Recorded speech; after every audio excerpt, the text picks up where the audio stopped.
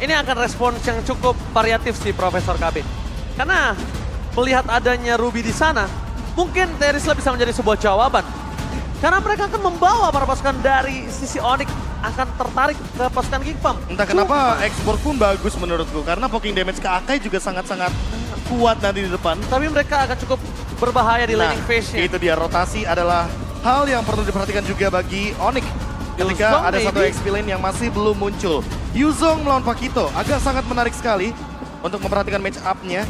Tapi perlu diperhatikan juga belum ada cover yang begitu power untuk menyentuh lini belakangnya. Sehingga Terisla adalah yang paling aman. Menurut aku Terisla udah paling aman sih.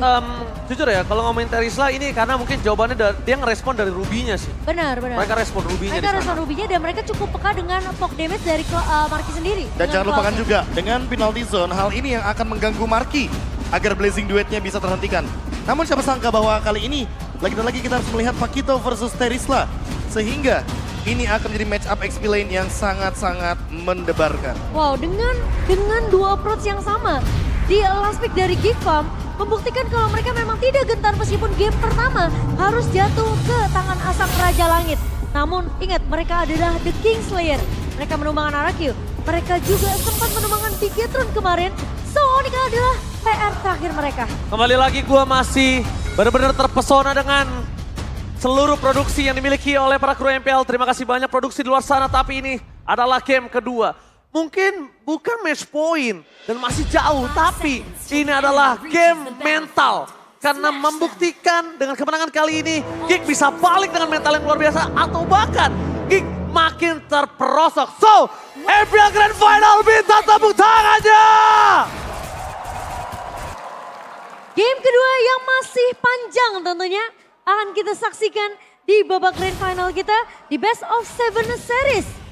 Geekfam masih punya banyak sekali kesempatan, tapi apakah kesempatan itu akan dibuka oleh Onyx?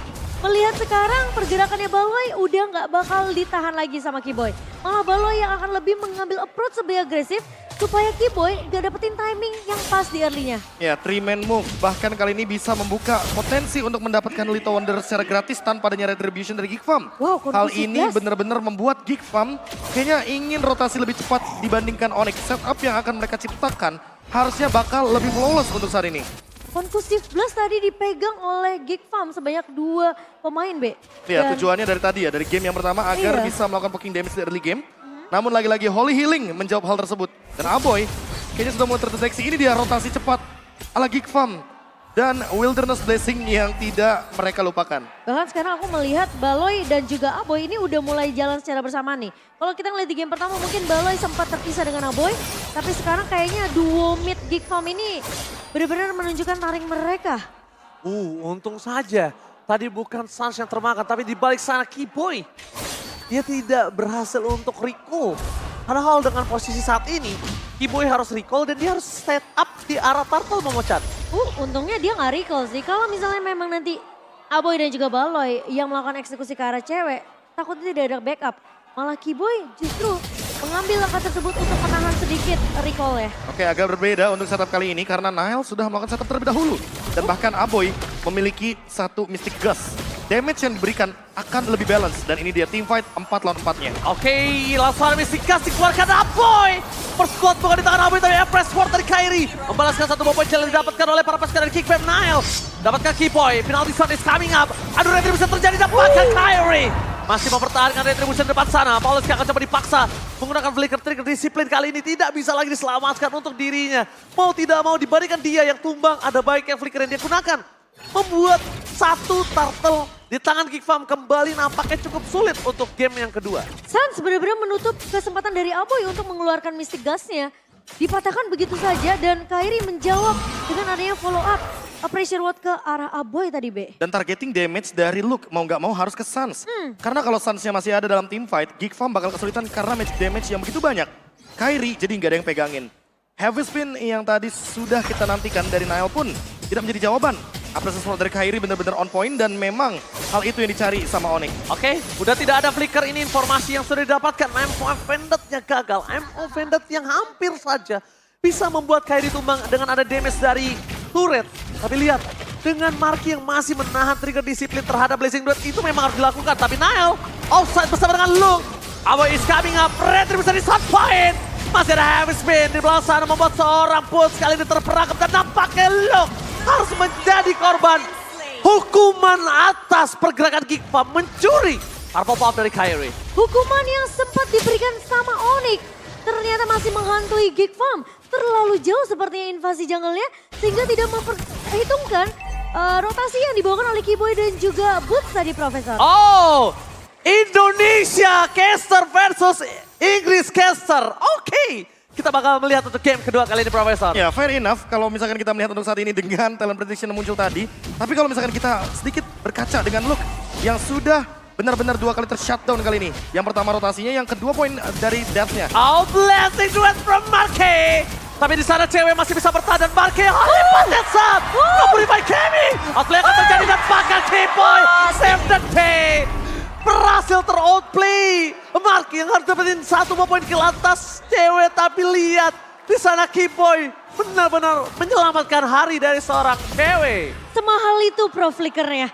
Semahal itu targetingnya. Lagi-lagi Keyboy membuat play dengan hero healer tapi Penalty zone from Pulse membuat Kairi dengan retribution yang sangat baik mempertahankan Nel di depan sana. Masa timpat kembali, langsung ada heavy crossbow round dari cewek memporak-porandakan Geek Farm. Backline mereka benar-benar dilumpuhkan dan seakan-akan Onyx memiliki sebuah template permainan dengan Ruby yang digunakan oleh sosok dari Baloyski.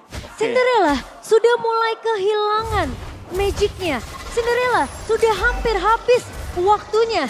Apakah Geek Farm mereka pelan-pelan bisa diruntuhkan oleh Onyx, Profesor? dan ini dia jawaban atas gerakan yang menurutku sangat berisiko sekali dari Geek Farm.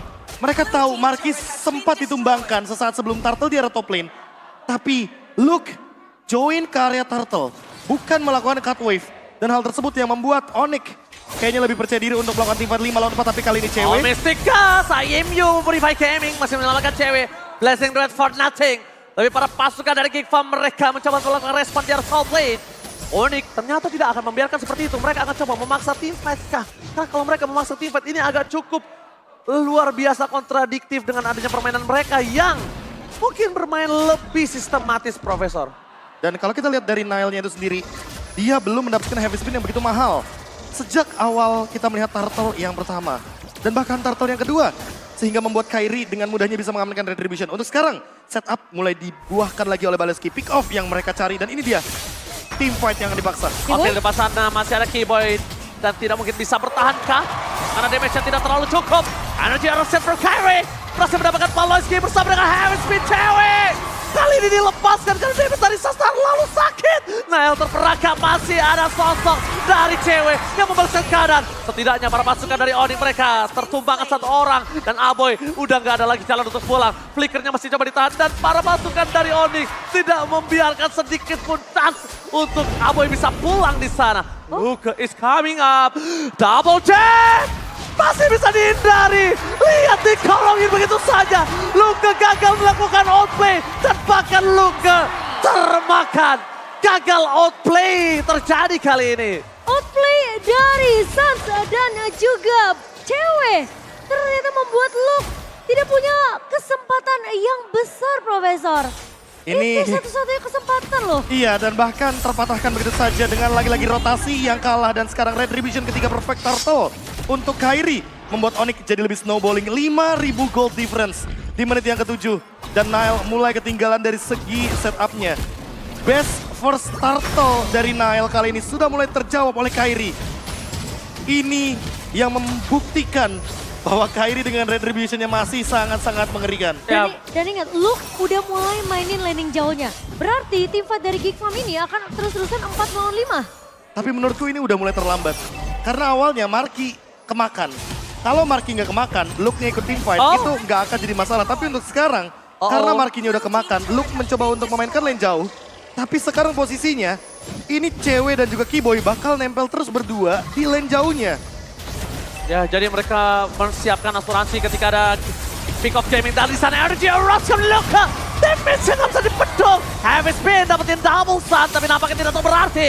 Boots is coming. Menuju garis depan, dan Pressford yang belum dapetin 1 momen kill, tapi mereka diporak-porandakan. Dipaksa ada blending duet from Marquis. gagal mendapatkan apapun. Ditungguin oleh seorang Kairi. Tapi nampaknya para pasukan dari Onyx too strong. Holy healing save the day again. Holy healing dari sang Keyboy yang membuat Marky benar-benar sulit banget untuk menumbangkan pemain-pemain dari Onyx. 6.800 net worth yang dipegang di menit ke-8. Dan siapa sangka cewek langsung build karena Demon Hunter Sword. Wow. Dia udah mengingatkan kita bahwa ini adalah permainan front to back. Onyx ingin mematahkan bagaimana setup pick off dari Geek Farm. Karena terhitung dari game fact by Grab kita bahwa 595 turtle dan 509 lord sudah tersecure selama MPL Indonesia berjalan dan masih akan terus berlanjut. Sekarang di menit yang ke-9, cewek akan lebih percaya diri. Gak perlu bawa Wind of Nature. Dia punya Flask of Geosis, dia punya Holy Healing, dia akan bermain front to back lagi. Kalau seandainya setupnya kalah, makan hero-nya. Oke, Ini tipikal seperti Baloy dan juga Nael bakal nangis. ini seperti storyline yang dibawakan oleh Momochan di early. Di pembukaan kita MPL Playoff. Percaya. Karena Wind of Nature itu adalah self defense. Tapi dia tidak gunakan itu dan dia percaya dengan adanya Keyboy Momochan. Ya, dia percaya dengan cover yang ada dari pemain-pemain Onyx. Dia percaya bahwa Boots bisa menzoni pemain-pemain dari Geek Farm sehingga posisi dari cewek tidak bisa tersentuh oleh Geek Farm. Dan Lord yang kali ini tidak akan dikontes oleh Geek Farm jatuh ke tangan Onyx. Dan Luke tidak bisa berbuat banyak, Prof. Meskipun begitu, ini bukan pertama kalinya Geek Farm berada di posisi under kondisi. Jadi mereka mungkin nampaknya tidak terlalu harus takut dengan Lord yang pertama sekalipun. Dan ini dia ganking pick off yang dipaksa. Oh my god, move, bakal coba di pick up. Happy birthday! All in telah terjadi. Multi makan ditelan bulat-bulat Profesor dan juga Momochan. Menculik satu pemain, gak ngaruh. Yang penting dari Onyx mereka fokus terhadap objektif mereka. Turret di area mid akan menjadi kompensasi hilangnya Boots, Profesor. Dan itu dia, push Geek Farm yang sangat mematikan. Sehingga membuat teman-teman dari Onyx harus kehilangan satu punggawanya Boots. Di setup dari Lord yang sedang berjalan. Nggak di-clear Lordnya. Dan ini mereka harus bergandengan, Prof. Biar nyebrangin sungainya tidak bermasalah, Prof. Bener banget, 4 pemain harus berdempetan. Dan untuk saat ini, Lord masih bergerak. Namun Luke mencoba untuk memanfaatkan lane jauh. 4 lawan 4 teamfight di area bottom lane akan terjadi. Oke, tapi dibalik itu semua para pasukan dari Geek Farm mereka udah standby dengan semua utility yang mereka miliki. I'm offended sekalipun apakah heavy spin menuju seorang Keyboy atau tidak, tapi nampaknya terlalu offset Nael. Malah kali ini Nael yang terpocket damage ya, I'm offended for nothing. Walaupun mereka tidak berhasil mendapatkan dari best turretnya, tapi kita berhasil mendapatkan dari view kamera sosok seorang Shi. Ya, tapi Kairi di sini tentunya lebih berfokus di bagaimana. Turret di area mid yang pecah, Luke. Tapi look, the best thing yang bisa dilakukan adalah coba mendapatkan turret Momochan. Walaupun harus ditukar dengan dirinya, nggak ada lagi yang bisa dia lakukan. Karena posisi dari Boots benar-benar udah melakukan cutting di area atas, sehingga Luke bisa diculik di area midnya. Dan Terisla dari Boots sekarang justru yang akan memainkan landing jauh, Profesor. Sehingga membuat Geek Farm tidak akan nyaman dari 3 landingnya. Oh, Marky dia build ke arah Corrosion Side. Kali ini Wind of Nature menurutku lebih bijak karena memang cewek ini damage-nya udah nggak bisa dibendung. Berarti mau nggak mau, Marky akan main lebih safe. Targetnya adalah Kairi dan juga Keyboy. Atau Boots bahkan dengan permainan front to back. Sama-sama mau main front to back berarti Cimomo. Betul, masalahnya front to back-nya itu akan sedikit sulit untuk pemain dari Geek Farm karena mereka akan tertinggal dari segi level yang dimana Marky udah level 12 tapi cewek unggul di level 15. Oke, kita lihat ini dia 35 detik sebelum adanya Lord yang selanjutnya. Pasti Geek Farm akan mencari celah untuk mendapatkan 1 point kill dan yang dicari adalah Boots. Tapi Boots punya cover yang begitu banyak, Keyboy dan juga Kairi. Oh my god. Kedua belah pihak mereka menggunakan retributionnya. Tapi sayang sekali Profesor dan juga Momochan kali ini di tangan dari seorang Kairi. Melihat permainan dari Onyx yang cukup responsif dan bahkan lihat seluruh bush dibuka oleh pasukan Onyx untuk menghindari cewek yang ter-take down secara tiba-tiba. Seberapa tinggi kepercayaan dari cewek kepada pemain-pemain dari Onyx, Keyboy? Dilepaskan begitu saja untuk membuka semua rumput. Informasi didapatkan cewek, mapnya begitu terang kecuali mungkin posisi dari Luke yang terlihat di posisi atas. Ini udah diketahui oleh pemain Onyx sendiri. Oke, gameplay 1-3-1 dari Geek Farm. Mereka berencana untuk melakukan split push dan itu dia yang dilakukan oleh Luke di area top lane. Dengan tujuan untuk mendistract teman-teman dari Onyx ketika ada di Lord.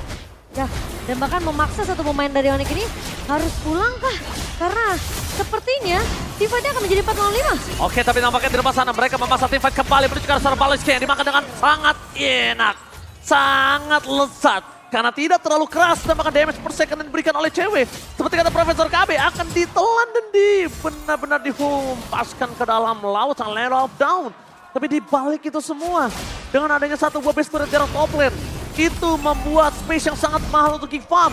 Dan mereka harus memanfaatkan semua yang dilakukan oleh Luke. Di depan sana penalty zone. Cutlass dapatkan blended from Mark. Nampaknya tidak berhasil. Luke mencoba untuk menembakkan cewek dan shutdown. Akhirnya terjadi. Tapi Nile dipukul mundur ke arah belakang dan bahkan coba tumbang. Kali ini tidak ada power of retribution from GiGFAM. Luke telah maksimal mencoba mendapatkan cewek. Tapi nampaknya Nile yang gak kuat menahan semua damage yang diberikan Onyx, Momochan. Tapi pertukarannya jadi nggak adil karena Nile harus tumbang sehingga tidak akan ada kontes yang dilakukan oleh GiGFAM, Profesor. Dan ini dia pemegang Retribution yang bertanggung jawab untuk Lordnya. Dan memang sangat sulit untuk engage ke depan karena tidak ada lagi damage dealer. By item aja di sini sangat-sangat under dari Nile itu sendiri. Hanya berdasarkan dari Blade Armor, gak punya Guardian Helmet. Beda sama Kairi, dia build ke arah Guardian Helmet. Agar dari segi regen HP dia bakal lebih sustain di area Lord. Dan teamfight kali ini akan menunggu cewek datang ke area 5 lawan 5. Tapi nampaknya tanpa adanya cewek mereka juga berhasil mendapatkan satu point kill. Tidak ada inisiator di garis depan. Best turret masih dipecahkan. Di balik itu semua para pasukan dari Onyx mereka menunggu dengan ada minion yang bergerak. Tapi dengan adanya recall dari kedua belah tim, mereka nampaknya tahu split push akan coba terjadi. Dari bottom lane, cewek akan mengejar karena Luke damage yang terlalu sakit dan nampaknya Luke kali ini mencoba dengan semaksimal mungkin. Lihat, guntingan belum terjadi tapi Luke yang sudah take down. Walaupun dengan metode gunting tadi udah mempersiapkan 2 back untuk GiGFAM tidak bisa pulang ke dalam base-nya. Di mana Hunter Sword yang sudah dipersiapkan cewek ternyata membuktikan bahwa Luke mampu untuk ditumbangkan dengan cukup mudah, tapi Windtalker baru aja selesai untuk cewek, Profesor. Iya, ini untuk mengejar Luke-nya juga dengan movement speed dan attack speed yang jauh lebih tinggi. Dan jangan lupakan efek Typhoon yang akan membuat damage tambahan dalam bentuk magic hybridnya bakal membuat cewek makin lebih mengerikan. Dan ini dia, team fight lagi dipaksa di area bottom lane. Damage yang benar-benar mengagetkan harusnya. Membuat para pasukan dari Onyx mereka berhasil mendapatkan best player dari bottom lane. Dan bahkan bukan hanya dari GiGFAM yang kaget dengan damage dari cewek. Onyx juga nampaknya udah mulai harus respect sih nama damage-nya Aboy. Bahkan ini udah mulai mengerikan sebenarnya untuk Onyx. Kalau mereka drag game ini terlalu jauh, Profesor. Ingat, GiGFAM, mereka punya Klaus, mereka punya Valentina. Dan bahkan aku bisa merasa damage dari Luke ini juga akan mulai sedikit berasa. Kalau mereka memang sudah tidak terlalu fokus untuk split push-nya. Iya. Mengingat tidak ada 2 turret base dari sisi GiGFAM. Dan Lord Advantage dengan 3100 ini akan I'm membuat open ada that Blacker. Gameboy masih selamat dibalikan kembali tim panjang. Karena mereka kehilangan Galaxy. Para pasukan dari Onyx mereka merespon balik. Ini bukan respon yang biasa. Mereka bahkan memaksa Retribution depan sana atas Nile. Mencoba mendapatkan Sans Kairi. Mungkin damage terjadi tapi balik lagi Profesor KB. Holy Healing knock counter untuk kali ini. Kairi mendapatkan Aboy. Disambut dengan sosok boots. Benjol pala dari Aboy. Penalty zone yang terlalu sakit. Padahal dia baru aja jadi Holy Crystal, tapi sepertinya Onyx. Oh, Nile mencoba untuk memporak-porandakan pasukan dari sosok Onyx. Tidak berhenti. Mereka memaksa team fight. Recall kembali terjadi. Marke berhasil menyelesaikan clear minion yang sangat cepat. Tapi ternyata Marke di sana hanya buy time. Semaksimal mungkin. Mencoba untuk membuat para pasukan dari Onyx tidak menyelesaikan game ini. Tapi di balik sana, Poloski dengan ada crowd control. Luke, clear minion kembali terjadi. Tapi cewek dengan Roar membuat Luke bakal coba buying time dan nampaknya berhasil. Tidak selesai kali ini, tapi mereka masih ada guntingan yang udah disiapkan Onyx. Luke, Aboy kali ini tidak bisa merespon dan tidak ada sosok apapun. Hanya buying time dan Luke tidak dibiarkan untuk pulang.